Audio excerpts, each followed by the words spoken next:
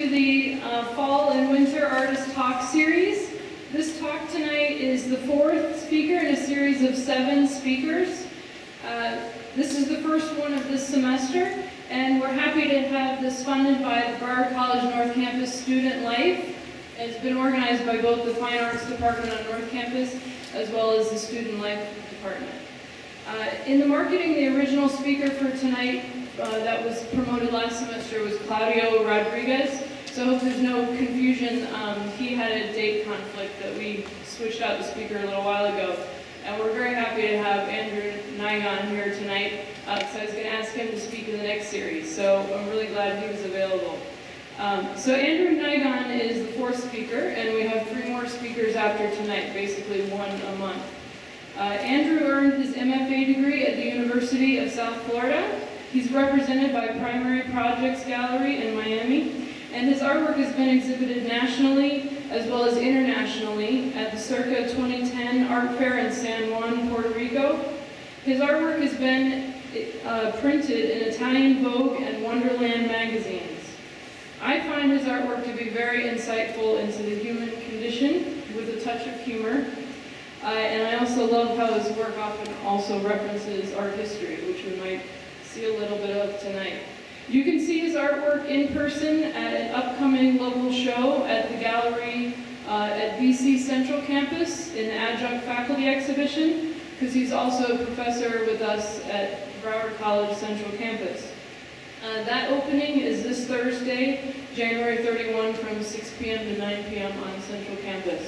So please welcome Andrew Nigon.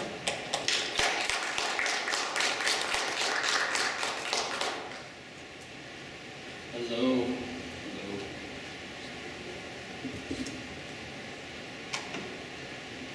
I'm going to walk around, if that's okay with you guys. Thank you for coming, and thank you, Lisa, for having us. I know that a lot of this was last minute, and a lot of work into getting you here, so I appreciate all of you coming.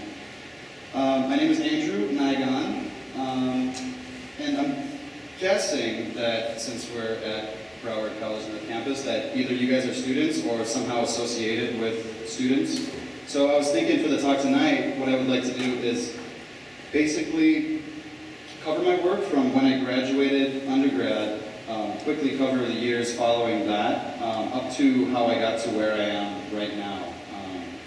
So to begin with, this guy right here, his name is Johnny Eck. Johnny Eck, the world-famous half-man. The reason I bring him up first is I was born in Rochester, Minnesota. I don't know if you guys are familiar with Rochester. The Mayo Clinic is the world-famous hospital that's in Rochester.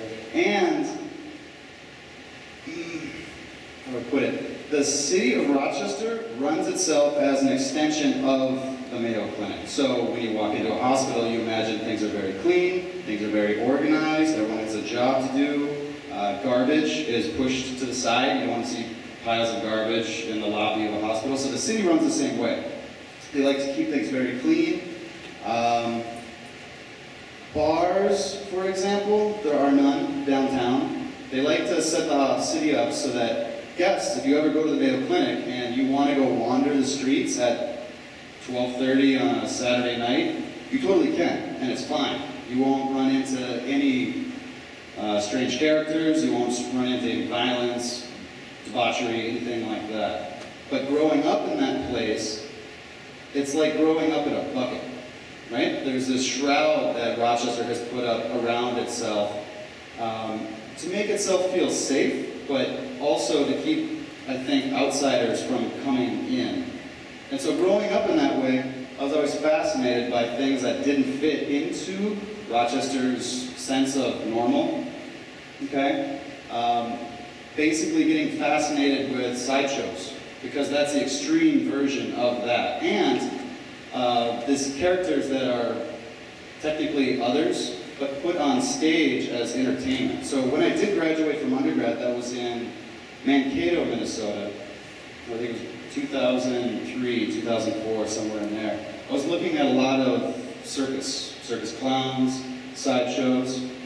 But with Johnny Eck, the cool thing about him is he had a twin brother who was full body. He had legs, arms, no problem. But they developed this illusion, this magic act, where a magician would come out on stage and ask for a volunteer, and Johnny Eck's brother would come up and lay in the box, and he was going to be cut in half, right? This is the big joke. So he would lay down in the coffin, the saw would come out, right, saw him in half. After he got done sawing through the body, they would open the doors, and they had a little person dressed up in pants that went above his head, and he would jump out and tear ass across the stage. And then Johnny Eck, the torso, would jump out after him and say, "Give me back my pants, give me back my pants," or legs. The legs would run off stage and then run through the crowd. And this is like 1920s. People would lose their shit. You know, men were screaming. But what this is a great example of Johnny Eck being a freak, but pretending to be normal to fit in, right? Pretending to be a full, regular body, but the illusion then, the trick, is when he exposes his otherness. And I kind of felt like that when I graduated undergrad. I moved to Portland, Oregon, and for the first time in my life, I left that bucket that I grew up in.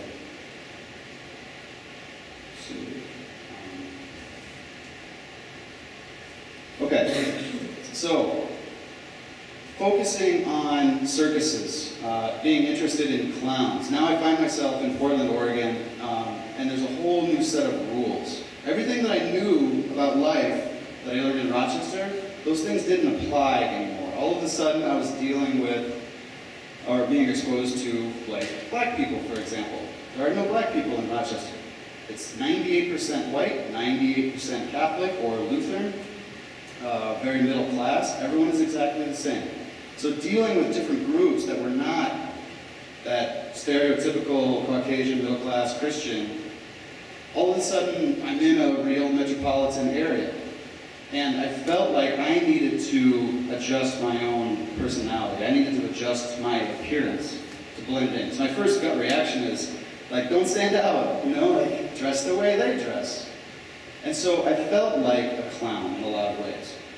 I sort of became a hipster overnight, or tried to be. I wasn't very successful, but I started buying clothes at the thrift store, started making my pants wrinkled, things like that. So, when, let me go back a second. When I was an undergrad, my focus was in clay, ceramics. And again, that's all I knew. So when I moved to Portland, I got a studio apartment, and I wanted to make art, so clay, right? It didn't even cross my mind to use a different medium or to start drawing, for example. So this little studio apartment, I had a table set up, and I'm bringing blocks of clay into it, and I had a whole ceramic studio set up in my kitchen. So everything had to be very, very small. These objects, these first figures, they all came out of molds, plaster molds. This one specifically was a baby doll that I had taken apart and molded the head, molded the body, molded both arms, molded both legs. And for a while there, I was making everything out of those molds, all the casts that came out of those molds. And when you look at it, and when I look at this piece here, I could totally make this hand-built. I wouldn't have to start off with the mold, because there's really nothing about this that looks like a baby doll. But for whatever reason, I couldn't. It never worked. I had to have some sort of starting point, right? So my starting point in this spot was a doll shape. The head is actually made up of two heads, the top of the head, and then I cast a second head that became the jawline. The body is made up of two doll bodies. Let's see if I can get an arrow in here. And they're actually turned around, so the belly is the back. But I'm looking at these forms not so much as, like, where's the nipple, where's the belly button, but how does the shape as a whole, how can that transform into something else, right? So putting these two bodies together, with the bellies facing the back, gives the body an arch. Okay, same thing with the arms and the legs. They're made up of multiple arms and legs pieced together. Okay, next. Over time, I started to collect more molds. I made more molds. I got some stick molds. There's pumpkin on top. So the same thing, I could never start just from scratch. I needed to have some sort of starting point that I could then manipulate and transform. Okay? The head, the white part of the head, still the same baby doll head. The body, obviously, is the baby's body. Sticks for arms and legs. And then I introduced these on the feet. You can see forward. Those little blue skulls. Okay, so I'm starting to introduce new things, but I was very attracted to how something like a skeleton head can become socks, right? Or the jack-o'-lantern itself can become the bottom half of the face, and how things can become something that they're not necessarily intended to be. Also, what I learned on this is you see the string right above the blue? If you take regular string and dip it into a ceramic slip, it'll soak the clay up. I was actually then wrapping the string around the clay sticks, the ceramic sticks, for the first time just to keep them together, right? I was actually using the string for the purpose of what string is meant to be used for. And then after you fire it, the string burns off, leaving this clay fossil, right? Okay, once again, baby's body, baby's head, right? But every time, very different from the other forms that I was making, but always using these same molds and really trying to push how far I can take these very simple forms and make them into as many different things as possible.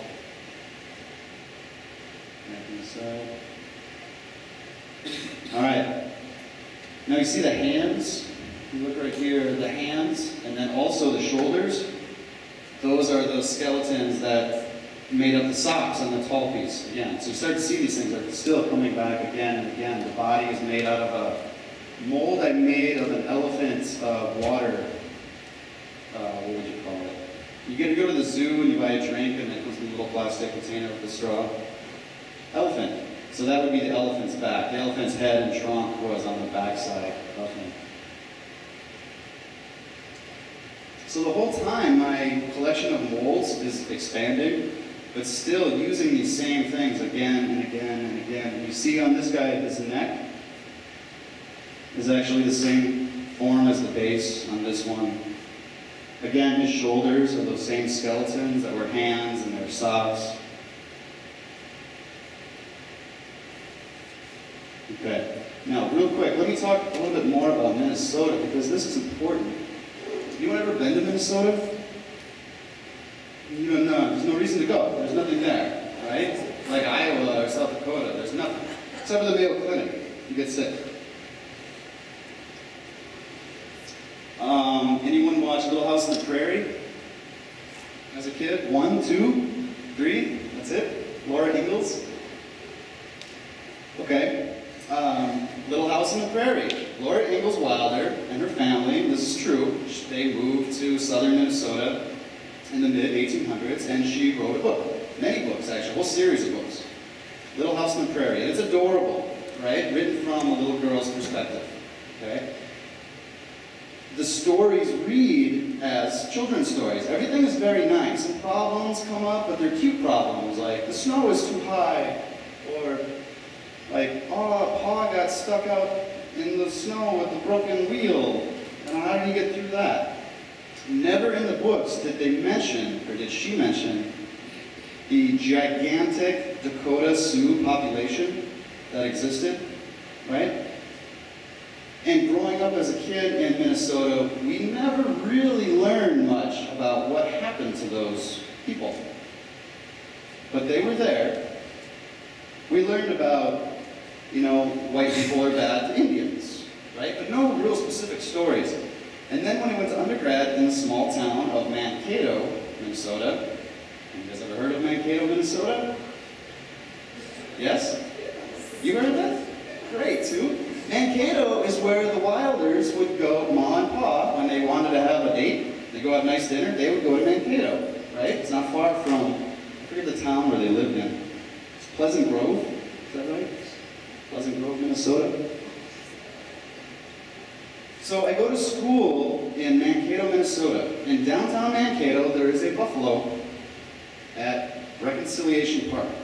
When you go to Reconciliation Park, this is it. There's no more. This isn't just one little snapshot of Reconciliation Park. This is it. It's like 50 feet by 50 feet with a buffalo in it. But there's no explanation about why this buffalo is there. Okay? I'll tell you why this buffalo is there. Mankato, and this site specifically, is the location of the largest mass execution in U.S. history. 33 Indians were hung, one shot. So there was a war, the Dakota War they call it, and there was an uprising. Dakota Indians killed, I think, up to 800 settlers, right? Not unprovoked. There's a lot of history that led up to that. But they killed 800 settlers. The army comes in, kills, I think, 150 Native Americans, Dakota. Most of them flee, but then the army ends up capturing 303, I think. And they're going to hang all of them. So they bring all these Dakota into Mankato, and they sit in an internment camp. And they send a letter to President Lincoln and tell them, this is what we're going to do. We are going to hang all of these Indians. This is men, women, children. They all got to go. And it's not the army necessarily, it's the people of Minnesota demanded it. There was a mob that was forming. So Lincoln writes a letter back saying, you guys are insane. You cannot hang 303 Indians all at once. So he narrowed that list down to 38, I believe. And this is the site where 38 Native Americans were hung in one day on December 26, 1863, I believe. But this is so Minnesota, right? Minnesotans would never talk about this. This is embarrassing. This is shameful.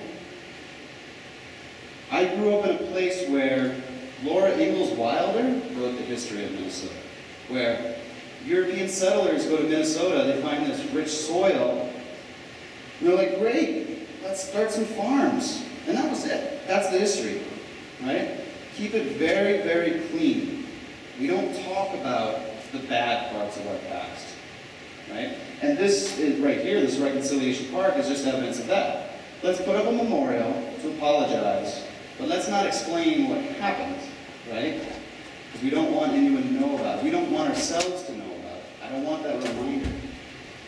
So I have a hard time when I left, like when you see homeless people on the street, or you see crime in the world. Like, I was never given any tools. And I don't want to like blame Rochester or blame my parents. It's a wonderful place to grow up. But I was very interested in how people create tools to help deal with these things, the strangeness of the world. Okay? Go through these real quick. Winged Victory of Samothrace. This piece haunts me. I think about this one a lot. Because this was a sculpture that was commissioned to commemorate a great naval battle. And we have Winged Victory landing on a ship to greet the winning navy. But over the years, the head is broken off. The arms have broken off. It's been destroyed. It's been scarred. And so, to me, this is a more accurate depiction of what victory would look like. Right? Victory isn't clean and beautiful. Victory has scars. Life is painful, right? And we should be aware of it and be honest with ourselves and embrace that, right? So then I start thinking, what if the artist who made this actually had that in mind? What if it was made without a head and arm to begin with, right? What if it was destroyed in the building process so that this was the finished product, right, from the very beginning? So this is the work I started working on when I got to grad school in Tampa. It was made clear that I was very interested in human form. Every piece that I made out of clay took on a human form. I couldn't get away from it. That's the only thing I was interested in creating. But it got to a point where if you're making figures, human figures, they have to be life-size. Otherwise, you're just making dolls, right? All those ceramic pieces were less than 15 inches, okay? So in order to make the form life-size, I had to etch clay. And I moved to an expandable foam It's like, you ever use the spray foam, comes in a can, you get it at Home Depot. It's basically that, but an industrial version. So 2-part liquid you mix together, and it kicks in like 30 seconds, and just expands and expands and expands. But then after a minute, it cools, and it sets. And whatever pose it's in, whatever position it's in, it's frozen in time. So the process involved filling up clothing with expandable foam. So I'd take a pair of pants, fill it with foam, and it'd get real stiff and rigid. Fill up shirts, expandable foam, arms would get real stiff, the bodies would get real stiff. And so I'd get piles of parts, right? Like body parts. Little Johnny X lying around my studio. Torsos and pants and arms. And in order to create figures that have movement and have some sense of reality, I would start cutting those pieces, cutting those parts into pieces. So I would cut the pants at the knees, okay? Cut the pants at the hips. And then those pieces would then get glued back together with the exact same foam I used to fill it with. But the foam is out of control, right? You pour it on one of the parts, and when you hold it together, the foam just expands and it drips all over the place. It drips down the side, it gets on your hands, and it becomes a huge mess. But that mess then is frozen in time once it sets.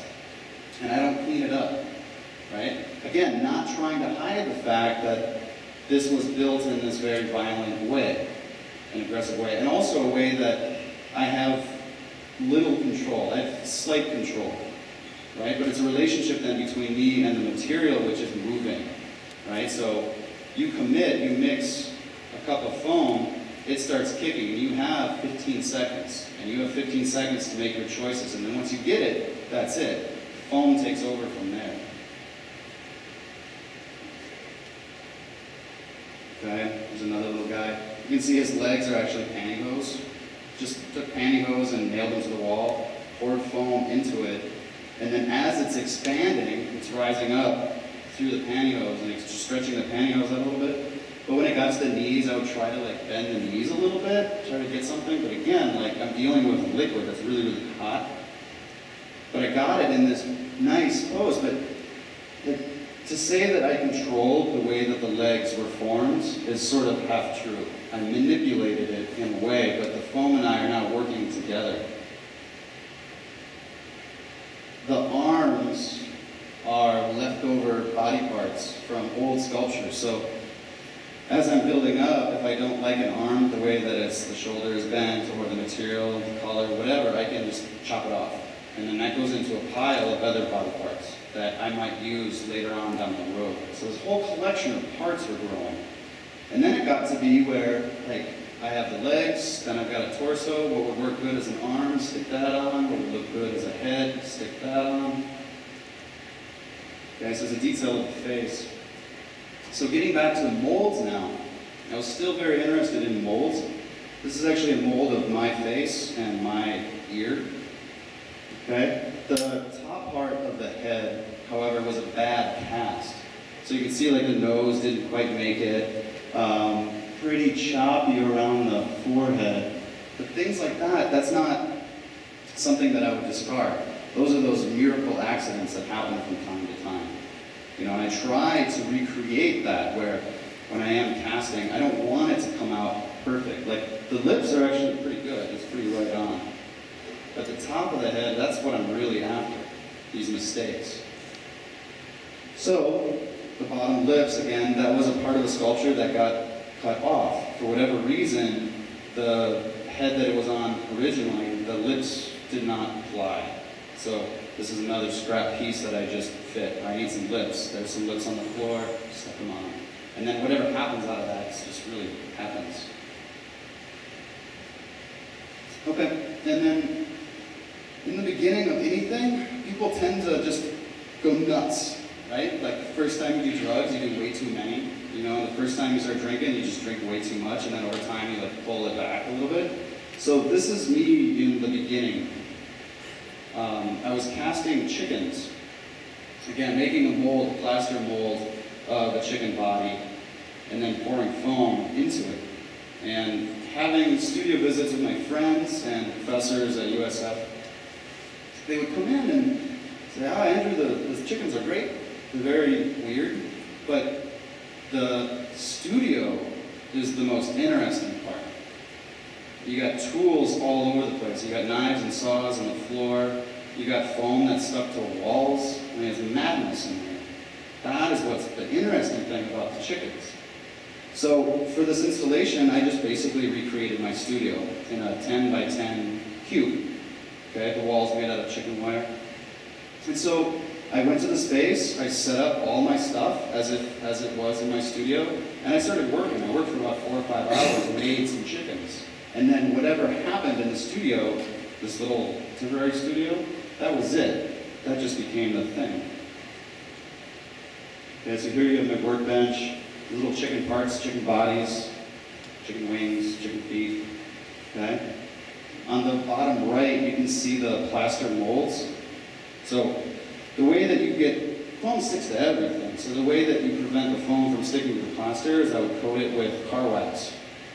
So then the foam would stick to the wax and it would relatively easily pop out, okay? But I'm wearing gloves and there's pigments on my gloves, red pigment. And so the fingerprints get all over the molds and it becomes a pretty horrific looking thing. You can see chicken feathers all over the floor.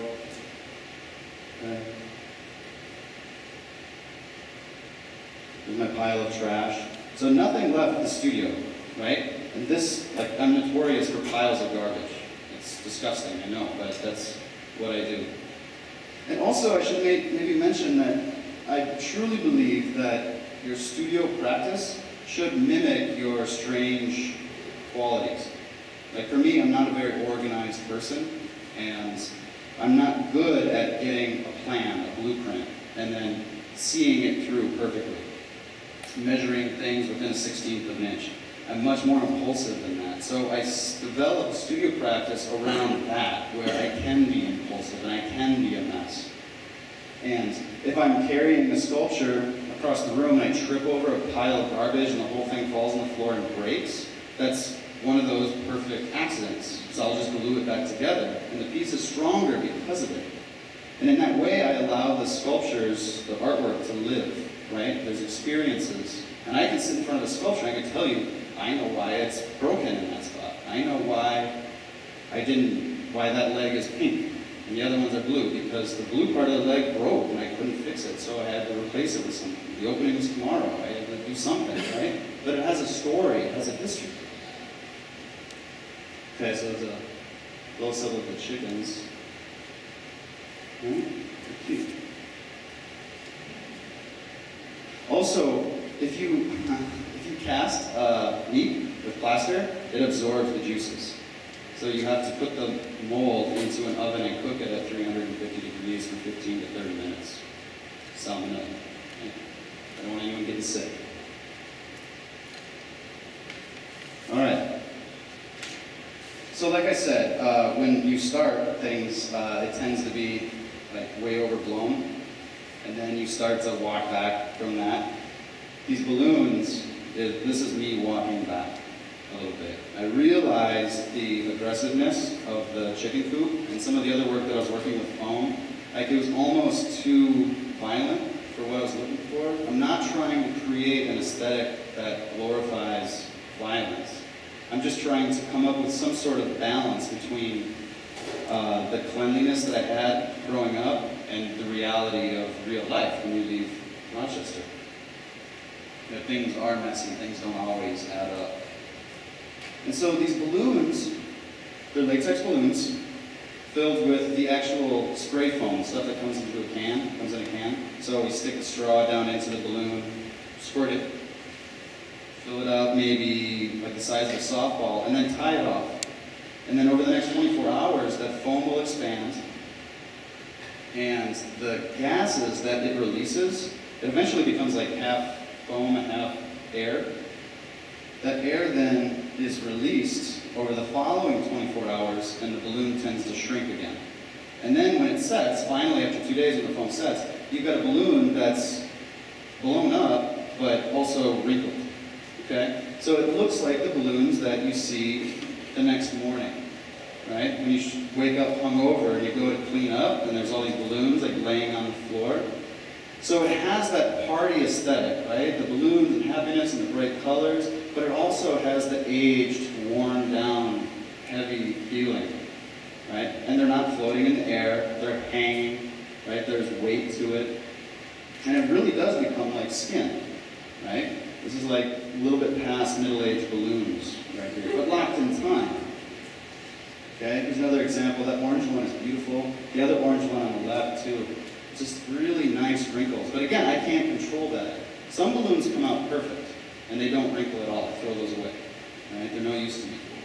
But these weird things, I can control how much foam I put in. I can control how much gas I release before I tie it. But then I tie it and I'm done. I walk away.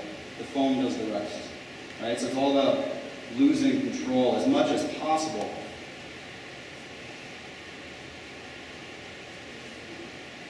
Okay. Cotton candy. So thinking about my childhood and going to the circus, going to the zoo, seeing the sideshows. That the circus, again, like in Minnesota, like the circus would come to town, right? And we would all go out and we would look at the sideshows, we'd look at the animals and the clowns. It was all strange and weird, but it was accepted in Rochester because everyone knew that it would leave in 2 or 3 days. This isn't here forever. They're not moving in, right? So we'll allow them to come in and entertain us, but then they go. So I start thinking, what would it be like for cotton candy to last forever? How could I create this symbol of happiness and joy and the thing that comes around once a year, but it's going to be permanent? Well, fiberglass insulation looks exactly like cotton candy. It's the same color. I think it looks exactly like cotton candy. You guys might not, but it's pretty close, right? Close enough. But also it looks like fiberglass insulation. You get close to it and you see the crystals of the fiberglass on there, and you imagine sticking this in your mouth, right? Pulling up a chunk, and then chewing on it. And chewing on it, and chewing on it, and chewing on it, and swallowing it, right? So the sacrifice here to create cotton candy that lasts forever, I needed to sacrifice all of the good things about cotton candy, right? It's only an illusion. Right? If you actually use this like cotton candy, it's very, very painful actually. But as an object, it's actually really beautiful. And it lasts forever.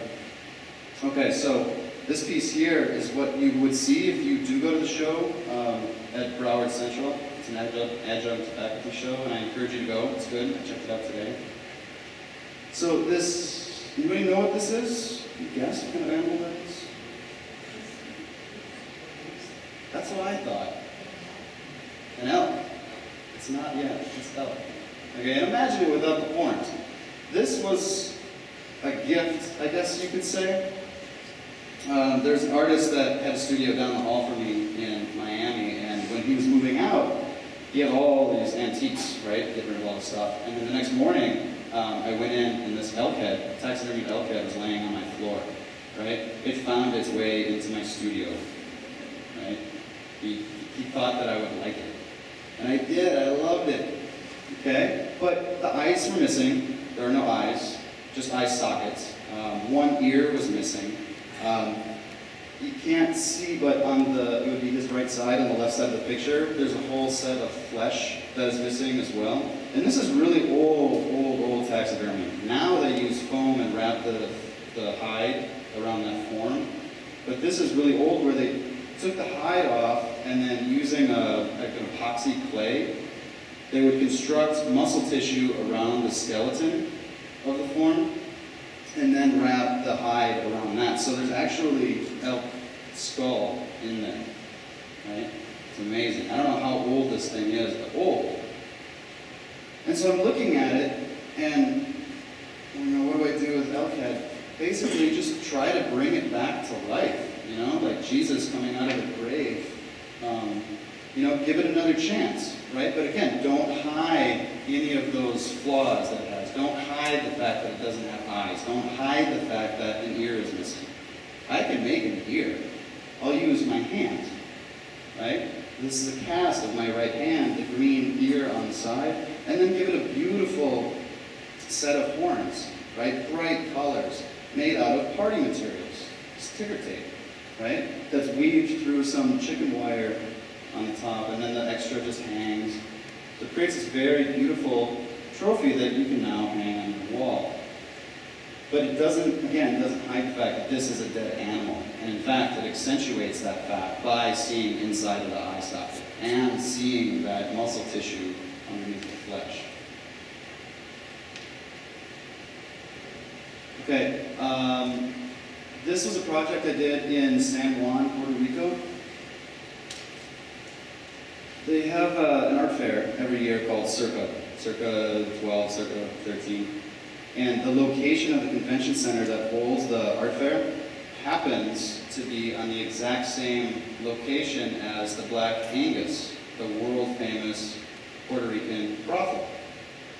That brothel was torn down, the convention center was put up on top of that site. So some friends and I sort of bamboozled our way into this fair. But what we did is we wanted to create work that dealt with that Black Angus. And so at the time what I was doing was translating text.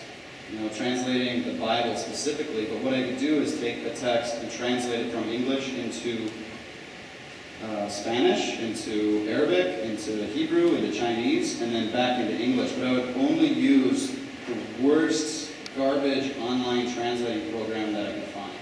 So it came back nonsense. More of that. You can still read it, but it's chopped up.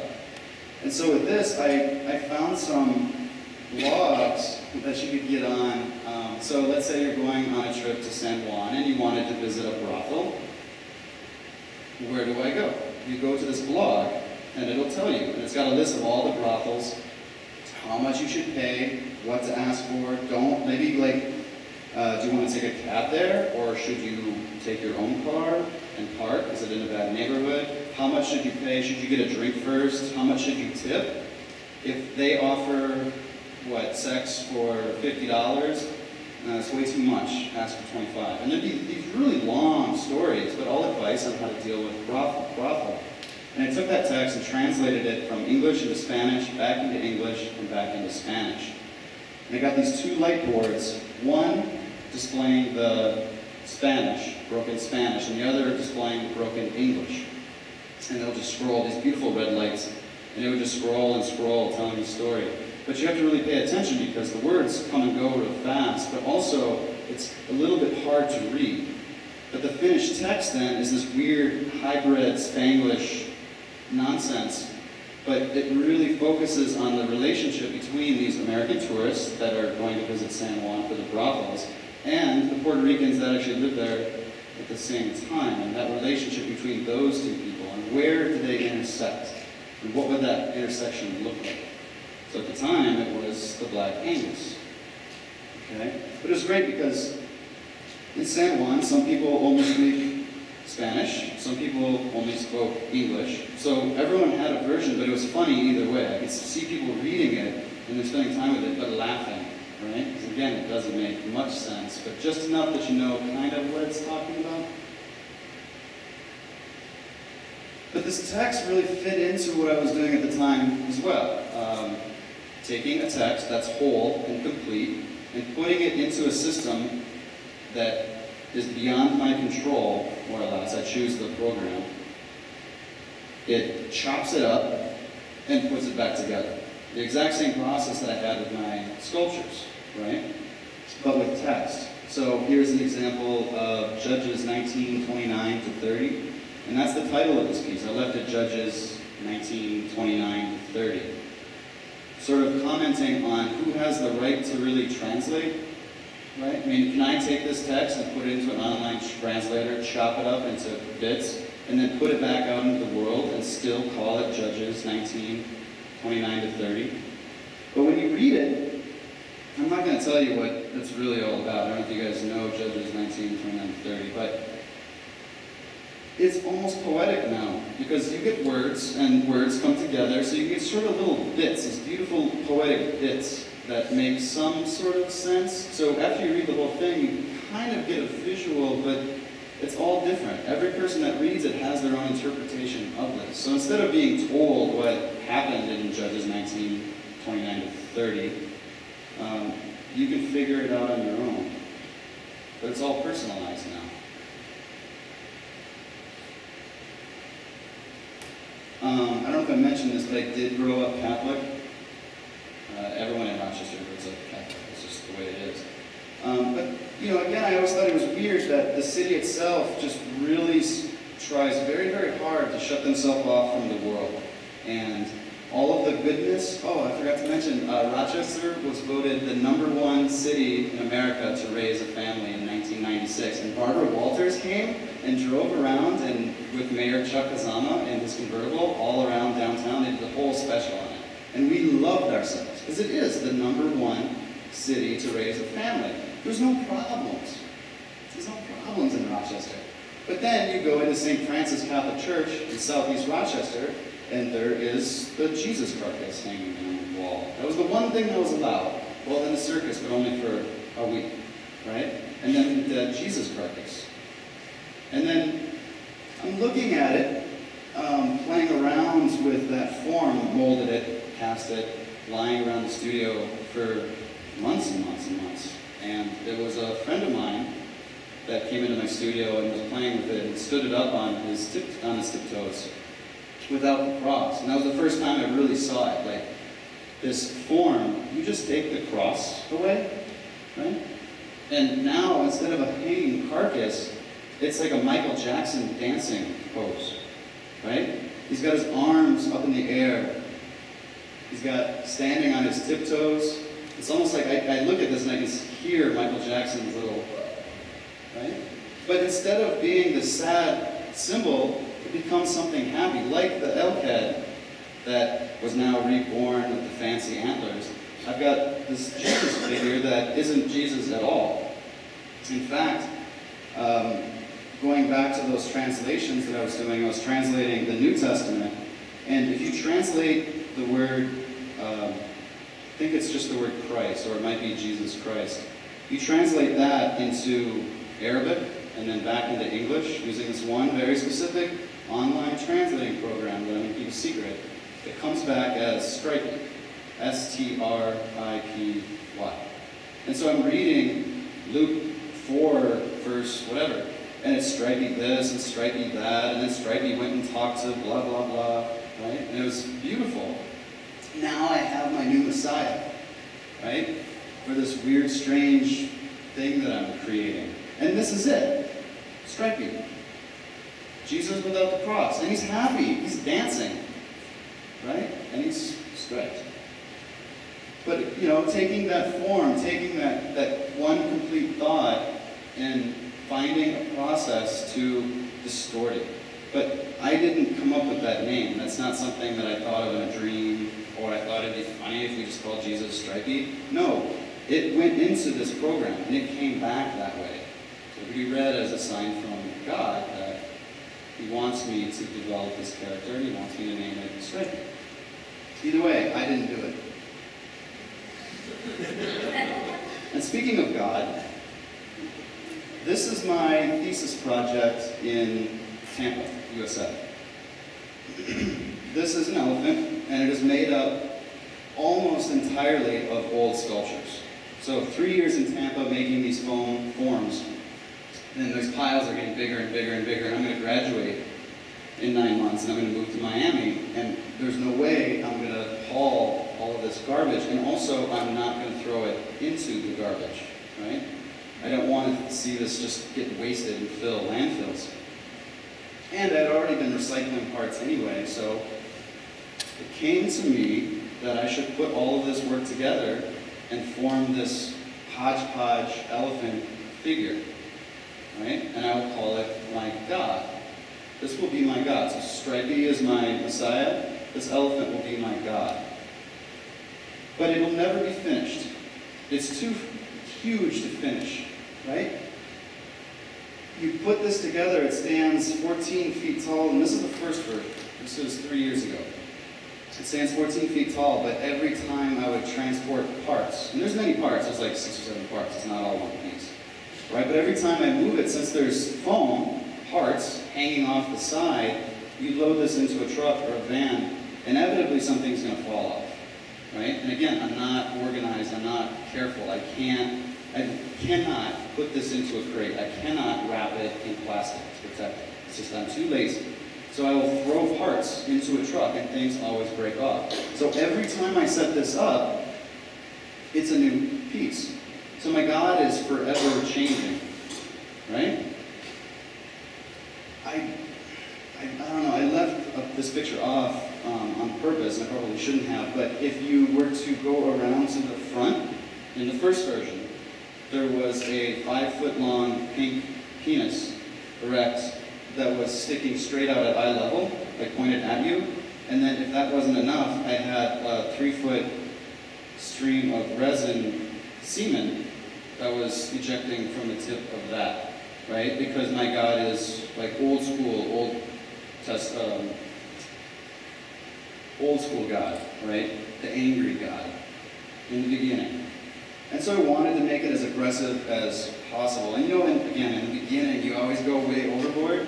I'm like, I'm going to make an elephant, and it's going to be 14 feet tall, and it's going to have this giant trunk that comes out, and it's going to be on its hind legs, and it's going to have a penis, and it's going to be ejaculating, right? And it's going to be in your face. Like, way overboard. Okay, so that was first version. Here's some detailed shots. This is actually the left front leg. Okay, it's a pair of church shoes, polished by myself. Okay, there's the right leg. So you can see it's made up of all these different parts. And I can go through this and I can tell you what it was originally. And I have pictures of sculptures that ended up getting destroyed and put into this. And I can tell you where parts are broken off. And I can tell you why certain colors are where they are. And I can tell you why there's string on the left foot. Man, this thing has history. Literally made up of all of my work for 3 years. All got put into this. Okay. This is the second version, shown at primary projects in the design district. The penis went away and got replaced by something a little bit more like moderate, right? It's a table leg now. But you can see the left arm, the one that had the beautiful shoes on the end, it didn't fit into the U-Haul trailer that I moved this with. Like I got the trailer and it's hot, it's July in Tampa, and I'm loading this giant elephant into it. And everything fit, and I'm looking in the parking lot, and there's one leg left, and it would not go in. So it got dumped. It's gone. I had to throw it away. Okay? So then, setting it up the second time, I need to scramble and come up with a new leg. The trunk ends up being the left leg. So if we go back, you can see the white, blue, and pink stripes trunk. Now the left leg. And then the trunk became a tarp wrapped around some steel rods. Okay. Also, the head got lowered because it had to adjust for the space that it was now installed in. There were not 20-foot ceilings. We have 15-foot ceilings. So the head had to be lowered. So now I'm adjusting my version, my vision of God, what my God looks like, to the environment that it fits in. As if like little boy Andrew leaves his safe hometown and goes to Portland, and all of a sudden he needs to adjust the clothes that he wears because he stands out, right? He looks strange. Yeah.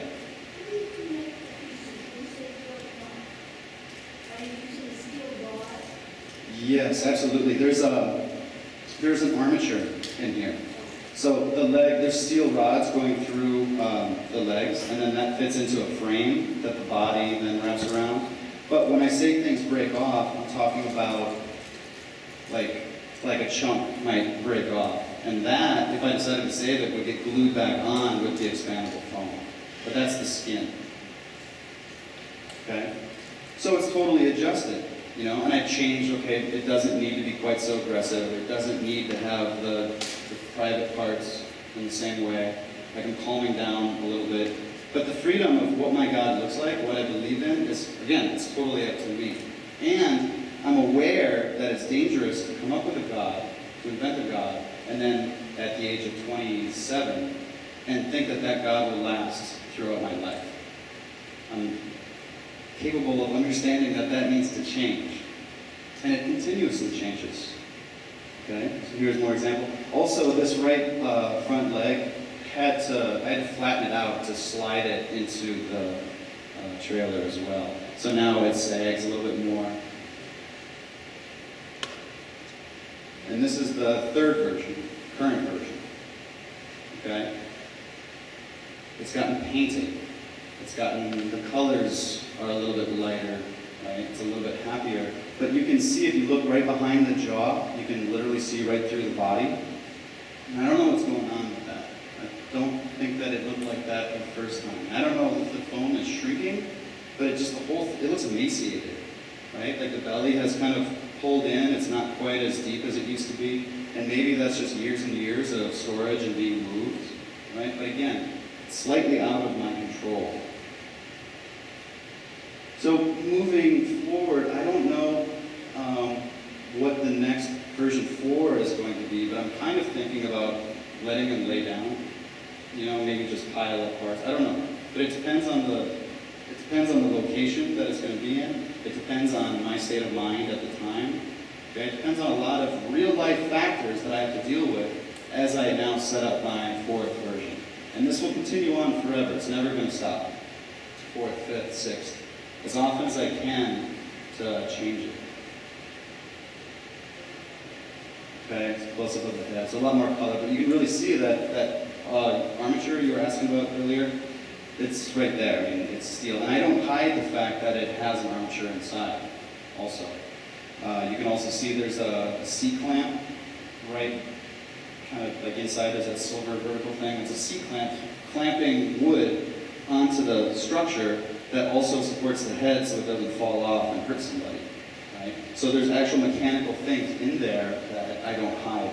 Also the string that is wrapped around the skull, that was put on there so while the foam was setting, when I glued the jaw back on, I had to tie it on so that when the glue, or when the foam sets, it doesn't wiggle, it doesn't fall off.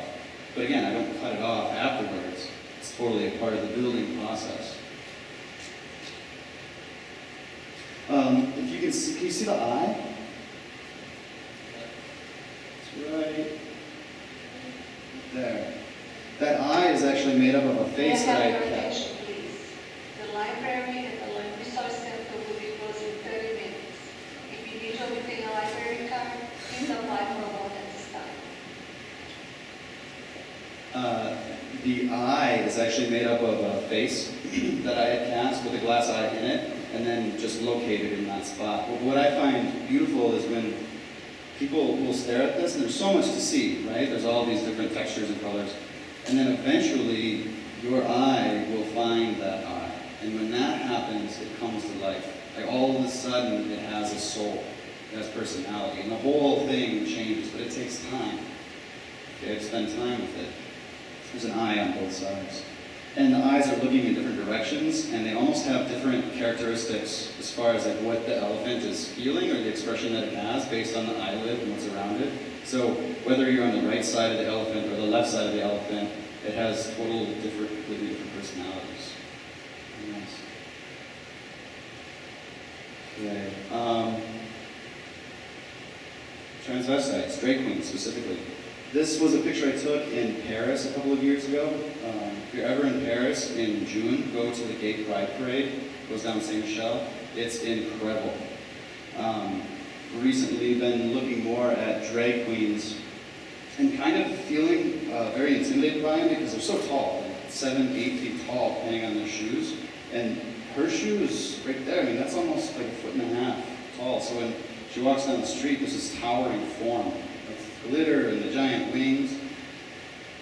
And I think what a lot of people have problems and feel uncomfortable with drag queens, and I think what it is this, the power that they have, for one, the enormous size of them, and also they're one group of people that literally is their own, right? Like you couldn't say this is a man, or this is a woman, or this is somebody who is gay or straight, right? This is a drag queen. That's it. Yeah, I don't know. I'm going to go through, we don't have a lot of time.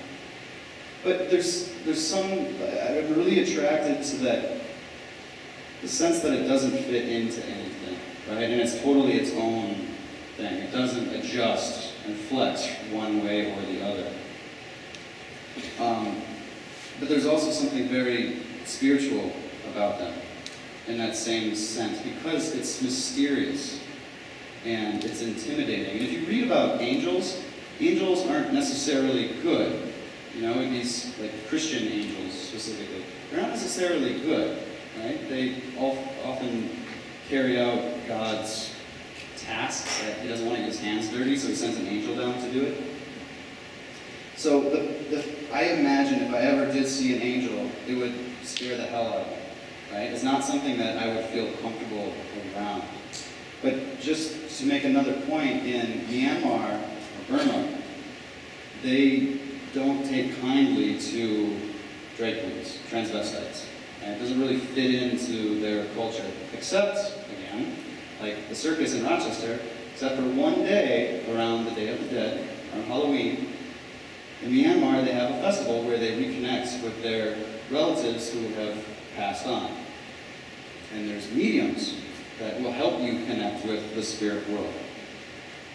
Transvestites come out on that day, and they are heroes, because in Burma, they believe that the transvestite has a much closer connection to the spirit world, because they themselves transgress from male into female. They're both neither and both at the same time. And then that, again, crosses over as well into the spirit world. I had this image up. This is a Native American transvestite. They called them two spirits, because they believed that they had two spirits. They had the male spirit and the female spirit, which then gave them more power, right? Oftentimes, two spirits would become shaman.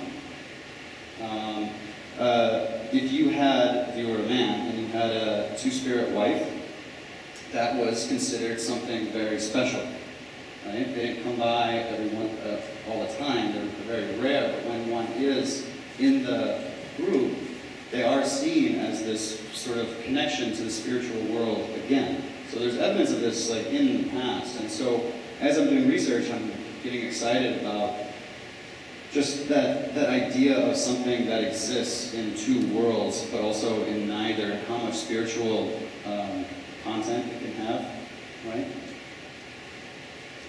So this is the last image I'll show you, and what I'm working on currently.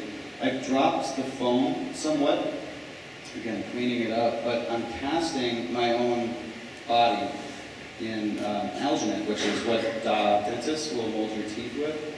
But I'll mold certain parts, well, all parts, but in very small sections. So I would do like chest, like this little area, maybe the size of the palm of my hand, and then take the mold off and cast it in a plastic, right, which you can pigment. And so then, instead of, with the foam, having a bunch of body parts lying around, like full legs and arms and torsos, I would have just a shell of the whole body lying around. And those parts then get glued together. And the first one that I made, I wanted to make it in the form of a transvestite, kind of, right? At least put it in high heels, right? So then it becomes something other than even myself, right? But it is still me. This is my body. And it is my body, but it's not like, it's safe for me. I can stay clean. And then this form can represent me in that position, right? But I'm removed from it. So it's sort of like this, like I'm a snake and I shed my skin, right? So it's this hollow thing that can then take on that form. But this form is based on, you guys all know John the Baptist? John the Baptist was beheaded by King Herod. And the story goes that King Herod had a daughter-in-law named Salome, who he was attracted to, and he really wanted her to dance for him, dance sexy. And the only way that she would dance for him is if he promised to cut off the head of John the Baptist, who he had prisoner at the time.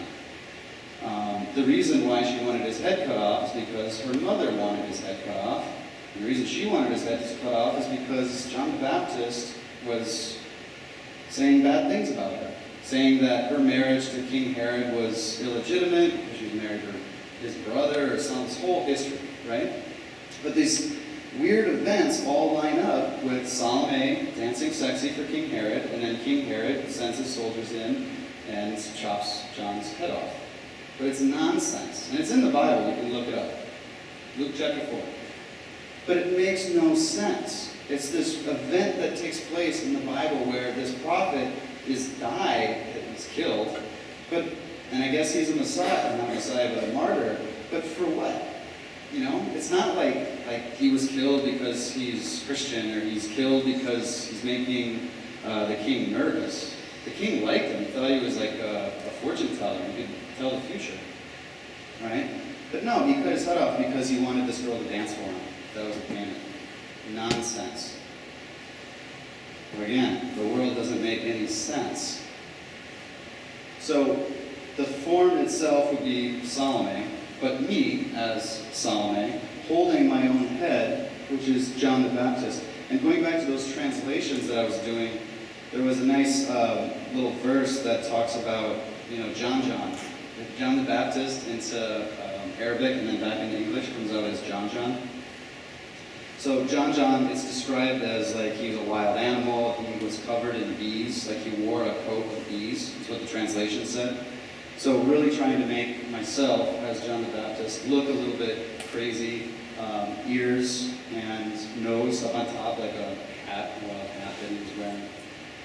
Right, but never leaving the idea of the circus with the bright colors.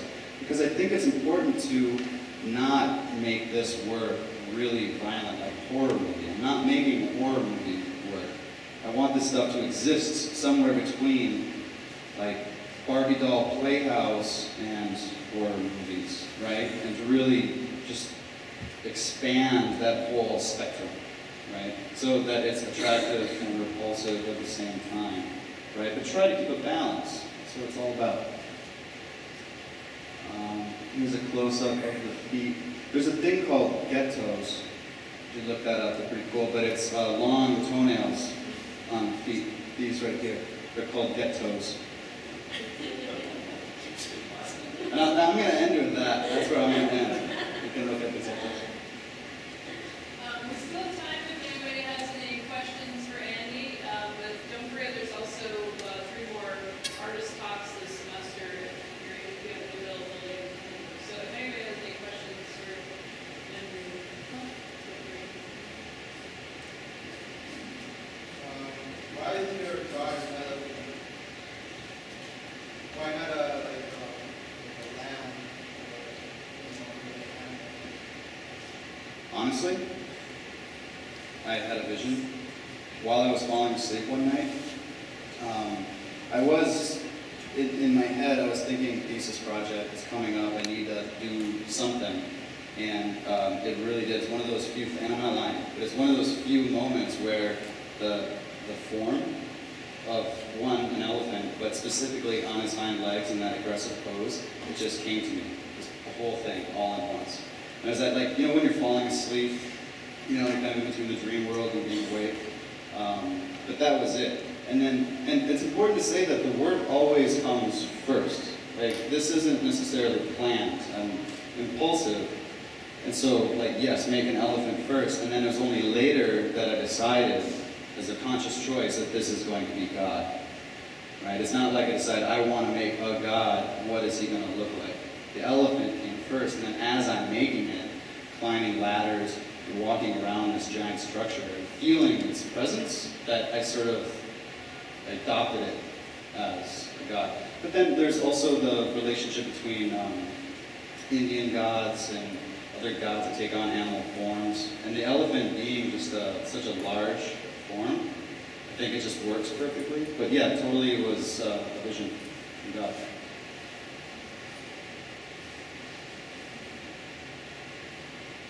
Yeah, all the way in the back and then.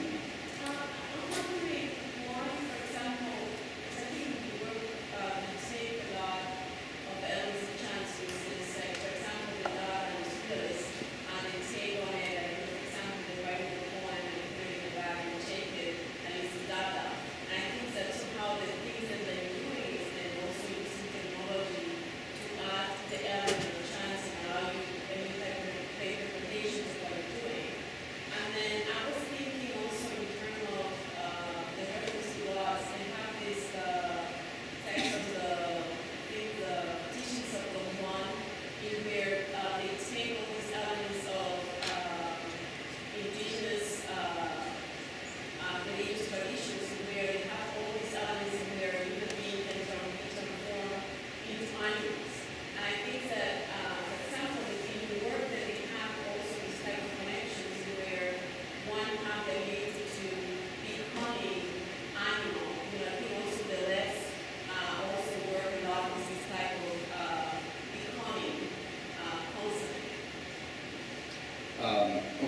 first part, talking about the Dada. Well, she was asking about some practices of the Dada artists. First, there's a couple of parts to the question. I don't know so much about those specific practices, but the Surrealists had the beautiful corpse, the same, where you would draw, like someone would draw an image on the top of a piece of paper, and it would be folded underneath, and then, I don't know, they passed that on to another artist who would fill in the middle, not knowing what's on top, and then fold that down, and then somebody would complete it on the bottom, and then when you open it up, it's this whole random figure or artwork that's made from that. So I think about things like that, but I don't know about the Dada. The Dada also integrated some of those elements, and the Surrealists basically appropriated some of those elements and channels before they were into space. But I think that the work is really full of metaphors and becoming, and it's not just becoming in terms of sexuality or becoming type of transformations, contents, and also creating elements of human question, even what is a human, is in the context of the work. Right, very much, and it's a lot, I very much taking my human form or my human characteristics and making it animalistic through aggressiveness, right? Getting to some sort of natural state that is, I think, more honest than humans would, or more connected to the earth than I think humans would really like to believe, because usually like taboos within society are human beings acting like animals, and that's frowned upon. But I'm trying to be a little bit more honest with that and let myself go in that direction slowly, right? But try to get that aggressiveness. I'm also doing a lot of reading on trickster characters, and they oftentimes will transform from human form into animal form and all sorts of things as well. But trickster characters are the character that cause problems within societies. They're not evil, right? But they're not good either. And when things are fine in a society and group, they're the ones that go in and sort of like tip the table over and get things rolling, right? But it's that element of society that I think taboos are formed around, but that's where the trickster lives, is trying to get people to act a little bit more animalistic, and they themselves will transform from human to animal.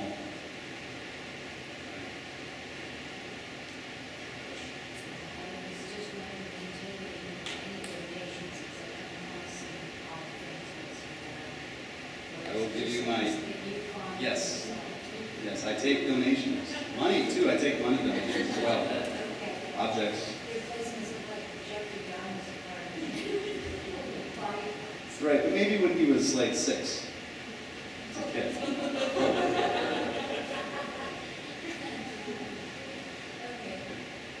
Well, thank you all very much for coming. I appreciate it.